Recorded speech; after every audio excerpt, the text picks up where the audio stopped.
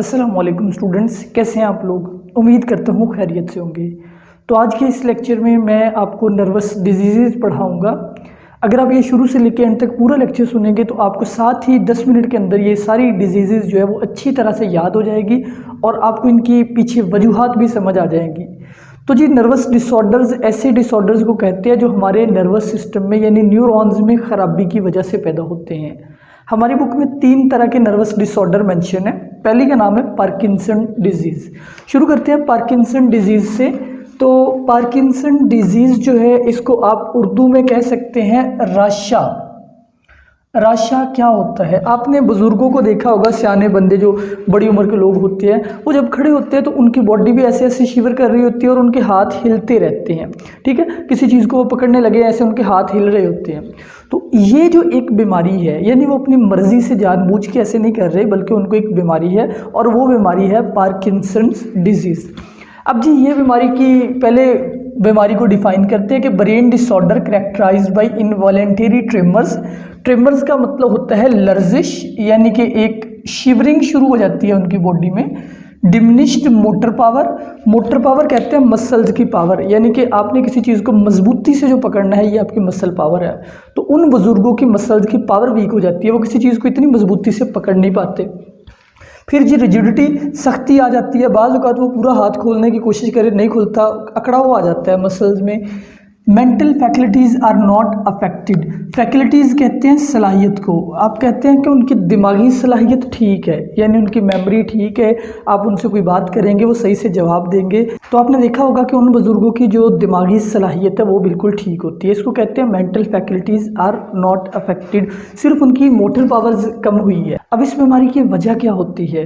तो इस बीमारी का जो कॉज है वो मैंने लिखा है cell death in brain area that produce dopamine, यानी हमारे ब्रेन का एक ऐसा रीजन है जो डोपामाइन पैदा करता है। वो डोपामाइन पैदा करने वाले रीजन में न्यूरॉन डिस्ट्रॉय हो जाते हैं। अच्छा भाई, उस रीजन का नाम होता है, ये भी आप याद रख ले, सब्सटेंशिया नाइग्रा। सब्सटेंशिया नाइग्रा ये ब्रेन का रीजन है जो डोपामाइन पैदा करता है। इस रीजन में सेल डेथ हो जाती है तो जाहिर बात है फिर डोपामाइन पैदा नहीं हो पाता। और आपको पता है कि डोपामाइन एक न्यूरोट्रांसमीटर है, यानी हमारे ब्रेन में वर्क करता है और एक न्यूरॉन से दूसरे तक कनेक्शन लेके जाता है। तो जब ये कनेक्शन नहीं जाते फिर उसकी वजह से आपके मोटर पावर कम हो जाती है, आपके मसल्स, यानी कि एक्चुअली उस रीजन में ये डोपामाइन काम करता है जिस रीजन ने आपके मसल्स को कंट्रोल करना होता है। तो इसकी एक वजह हेड ट्रॉमा भी हो सकती है, मतलब पार्किंसन डिजीज सर पे किसी गहरी चोट की वजह से भी हो सकती है। ऑनसेट 50 to 60, ऑनसेट कहते हैं आगाज़, यानी ये बीमारी आमतौर पे 50-60 साल के बाद यानी बड़ी उम्र के लोगों में होती है। स्लोली प्रोग्रेसिव, यानी आहिस्ता आहिस्ता आगे बढ़ती है, एकदम आगे नहीं बढ़ती, यानी कि 10-20 साल के बाद भी थोड़ी थोड़ी करके ये बढ़ती है। प्रोग्रेसिव इसकी स्लो है। इलाज इसका क्या है भाई? इसके लिए इलाज है एल-डोपा नाम की एक मेडिसिन। ये इंजेक्शन की सूरत में बॉडी में लगाई जाती है और ये आपकी बॉडी को क्या डिलीवर करती है? ये आपकी बॉडी को डोपामाइन, आप कह सकते हैं कि डायरेक्ट डोपामाइन आपको प्रोवाइड किया जाता है क्योंकि आपने डोपामाइन पैदा नहीं हो रहा। अच्छा, अब इसका एक नुकसान है, वो सुने कि डोपामाइन जब आपको लगाई जाती है, क्योंकि वो आपके ब्लड में लगाई जाती है तो ब्लड ब्रेन तक जाता है, ब्रेन उसमें से बहुत थोड़े डोपामाइन को अपटेक कर पाता है। तो इस वजह से होता ये है कि डोपामाइन ब्रेन तक पूरा पहुंचता नहीं है। तो फिर साइंसदान इस पर भी इलाज की कोशिश कर रहे हैं और उन्होंने एक प्रोटीन ढूंढी है जिसका नाम है GDNF। इसका पूरा नाम है glial cell line derived neurotrophic factor. ये जो न्यूरोट्रॉपिक फैक्टर होते हैं ये दरअसल ब्रेन के अंदर पाई जाने वाली कुछ प्रोटीन्स होती है जो हमारे न्यूरॉन के सर्वाइवल को बेहतर करती होती है।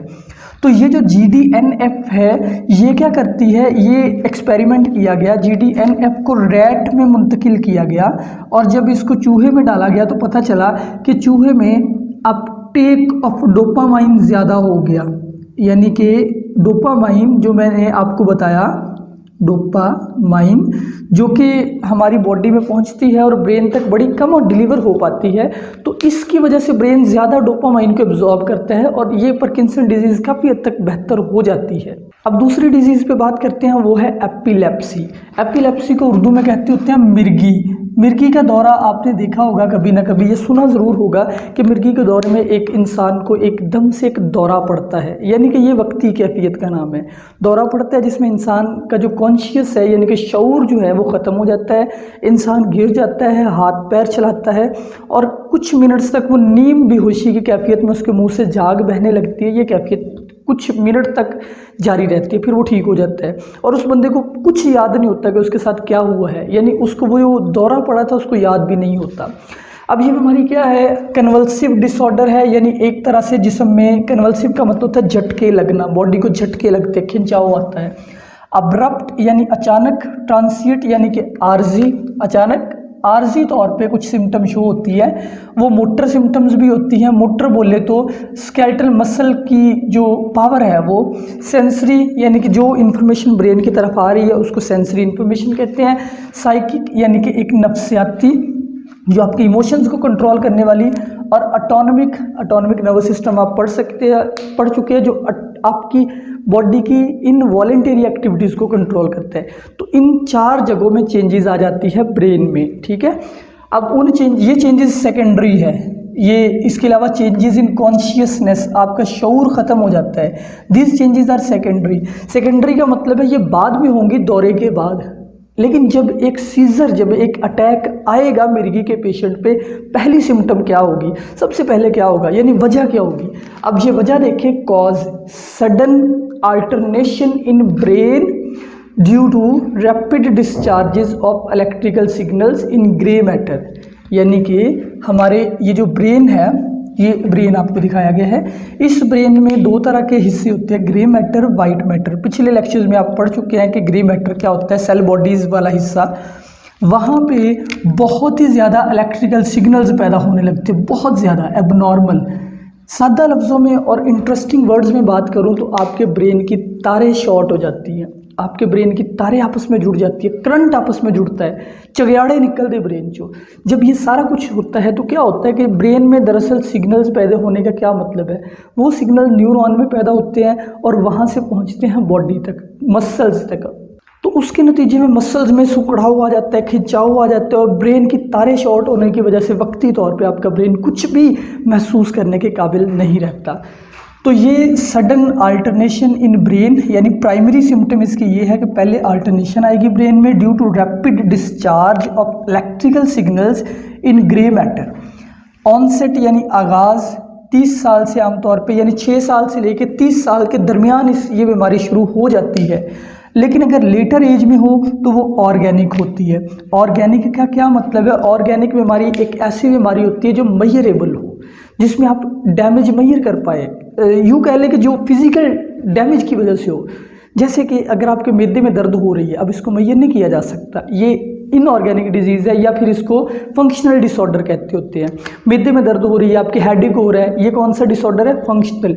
यहाँ पे बात हो रही है ऑर्गेनिक डिजीज़ की, जिसमें आपके ब्रेन में किसी जगह पे जिसको मेजर किया जा सके, जो काबिल पैमाइश हो।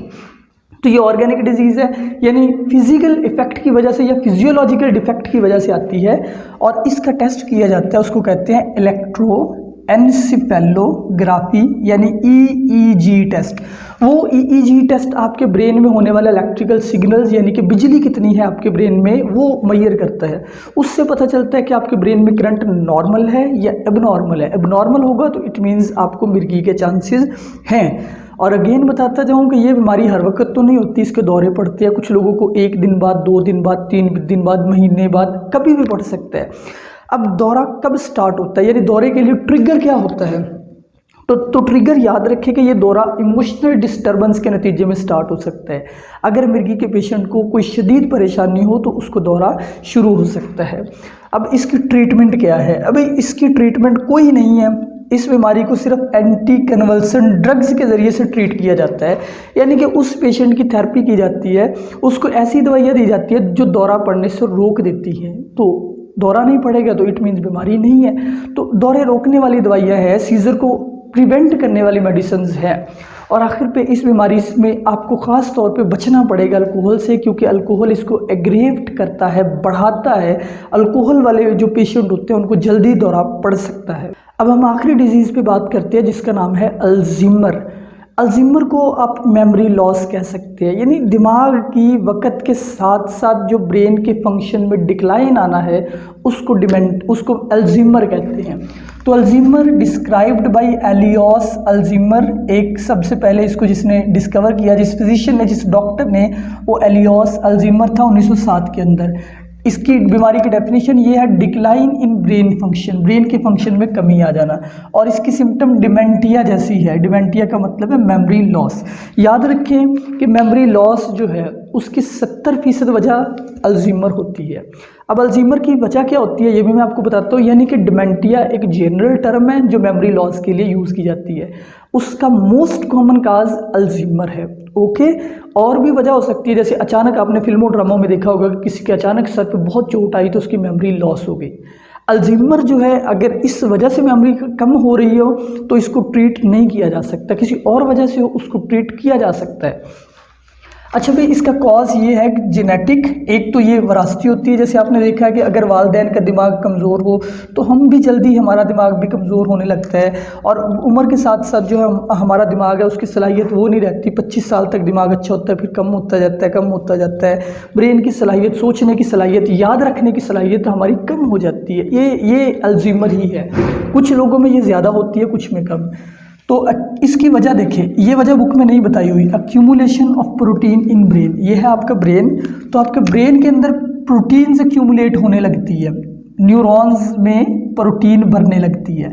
वो प्रोटीन दो है, एक है अमाइलॉइड, ये भर जाती है, दूसरी है टाउ। ये दो प्रोटीन आपके ब्रेन के अंदर भर जाती है और आपका ब्रेन श्रिंक होने लगता है, सिकुड़ने लगता है, न्यूरॉन्स की डेथ होने लगती है, इसलिए आपका ब्रेन जो है उसके फंक्शन में डिक्लाइन आना शुरू हो जाता है। और इसकी ट्रीटमेंट क्या है? इसकी कोई ट्रीटमेंट नहीं है, ये प्रोग्रेस विद द एज, ये एज के साथ साथ भी जनरली, यानी कि किसी को अल्जीमर ना भी हो वैसे भी आपका दिमाग जो है वो उम्र के साथ साथ घटता जाता है। क्यों? क्योंकि आपके न्यूरॉन्स की डेथ होती जाती है।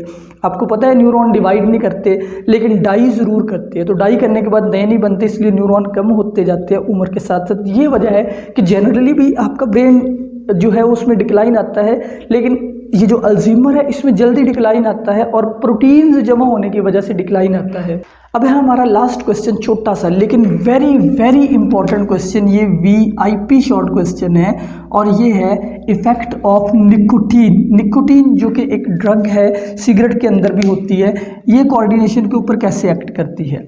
तो it affects post synaptic membrane. Post synaptic membrane क्या है? ये आप देख रहे हैं दो मेम्ब्रेन्स, ठीक है। ऊपर वाली मेम्ब्रेन का नाम है pre synaptic membrane, pre synaptic, और नीचे वाले का नाम है पोस्ट साइनेप्टिक। ये न्यूरॉन्स के आखिरी हिस्से, ठीक है, यानी एक न्यूरॉन और दूसरे में ये गैप है, इस गैप का नाम है साइनेप्स। साइनेप्स के मुकाम पे ऊपर वाले न्यूरॉन ने न्यूरोट्रांसमीटर यानी एक केमिकल फेंकना होता है, जिससे नीचे वाले न्यूरॉन पे इम्पल्स पैदा होता है। अब नीचे वाले न्यूरॉन्स यानी पोस्ट साइनेप्टिक की मेम्ब्रेन पे कुछ रिसेप्टर्स होते हैं जो उस न्यूरोट्रांसमीटर को डिटेक्ट करते हैं। ये रिसेप्टर किसके लिए होते हैं? एसिटाइलकोलिन के लिए होते हैं, ठीक है। तो एसिटाइल यानी सादा मिसाल समझिए कि आपने किसी चीज़ को टच किया, ठीक है, अब एक नर्व इम्पल्स उंगली में पैदा हुआ, वो यहाँ तक आया, यहाँ पे आके एक न्यूरॉन ख़त्म हो गया, फिर अगला न्यूरॉन शुरू हुआ। तो एक न्यूरॉन दूसरे को सिग्नल कैसे देगा? केमिकल रिलीज करके। कौन सा केमिकल? एसिटाइलकोलिन रिलीज करके। तो अब ये जो निकोटीन है ये क्या करता है? ये एसिटाइलकोलिन को मिमिक करता है। मिमिक करने का मतलब है उसकी नकल करता है, यानी जो काम एसिटाइलकोलिन ने करना है ये खुद वो करता है। दरअसल हमारी ये जो पोस्ट साइनेप्टिक मेम्ब्रेन होती है इस पे जो एसिटाइलकोलिन रिसेप्टर है, यानी जो एसिटाइलकोलिन को डिटेक्ट करने के लिए इस तरह का रिसेप्टर है, इसके साथ निकोटीन भी अटैच कर सकता है। यानी एसिटाइलकोलिन तो कर ही सकती है, निकोटीन भी कर सकता है। तो जब निकोटीन रिसेप्टर यहाँ पे अटैच होगा एसिटाइलकोलिन वाले के साथ ही, तो फिर यहाँ पे एक एबनॉर्मल इम्पल्स पैदा हो जाएगा, यानी ऊपर वाले न्यूरॉन ने कोई पैगाम दिया ही नहीं है, निकोटीन की वजह से उसको फिर भी मिल गया। तो इसलिए इस वजह से स्टिमुलेट नर्व इम्पल्स, निकोटीन जो है ये नर्व इम्पल्सेस यानी बॉडी में एबनॉर्मल मैसेज पैदा कर देती है। उसके नतीजे में क्या होता है? हार्ट रेट बढ़ जाता है, दिल की धड़कन तेज़ हो जाती है, ब्लड प्रेशर बढ़ जाता है। ज़ाहिर बात है जब दिल की धड़कन तेज़ होगी तो BP भी बढ़ेगा। डाइजेस्टिव ट्रैक्ट की मोबिलिटी तेज़ हो जाती है, और फिर जब डाइजेस्टिव ट्रैक्ट बहुत तेज़ काम करता है, उसकी मोबिलिटी बढ़ती है, दो चीज़ें हो सकती है, या आपको उल्टी आ जाएगी या फिर डायरिया हो जाएगा, यानी वो चीज़ें बॉडी से बाहर निकलने की कोशिश करेगी। आखिर पे है water retention relation bye kidney, यानी आपके जो किडनी है वो वाटर को रिटेन कर लेते हैं, वो वाटर को निकाल नहीं पाते, जिसकी वजह से आपकी बॉडी में वाटर भी एक्यूमुलेट होने लगता है और आपको एडिमा भी हो सकता है। और इसी वजह से आपका बीपी भी बढ़ता है, क्योंकि जब आपके अंदर ब्लड वॉल्यूम बढ़ेगा तो ब्लड प्रेशर ऑटोमेटिकली बढ़ेगा, क्योंकि हार्ट पे लोड पड़ेगा। तो स्टूडेंट्स, ये था आज का लेक्चर। अगर इसमें आपको कोई क्वेश्चन है वो ज़रूर पूछिए। अपना ख्याल रखिए। अल्लाह हाफिज़।